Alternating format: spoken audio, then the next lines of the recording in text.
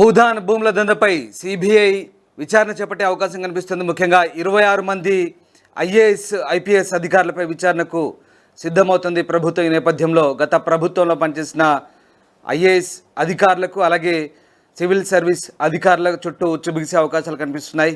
ముఖ్యంగా వారిని అరెస్ట్ చేసే అవకాశాలు కూడా లేకపోలేదని తెలుస్తుంది.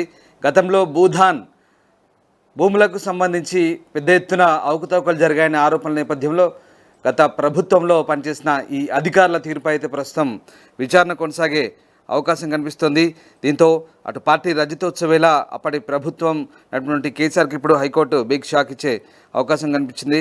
ఇక అధికారుల పాత్రపై హైకోర్టు ఆశ్చర్యం వ్యక్తం చేసింది. కేంద్ర రాష్ట్ర ప్రభుత్వాలతో పాటు సిబిఐ ఈడీలకు నోటీసులు ఇచ్చింది. భూ కబ్జా అక్రమాలపై దర్యాప్తుకు హైకోర్టు ఆదేశించింది. నాగారంలోని కొన్ని సర్వే నంబర్ల భూమి నిషేధిత జాబితాలోకి ఉన్నట్టుగా పిటిషన్ ఉపసంహరణకు రిజిస్ట్రీ అంగీకరించడంతో హైకోర్టు సోమేష్ కుమార్, నవీన్ మిట్టల్, అమోయ్ కుమార్ పలువురిపై ఆరోపణలు చేసింది.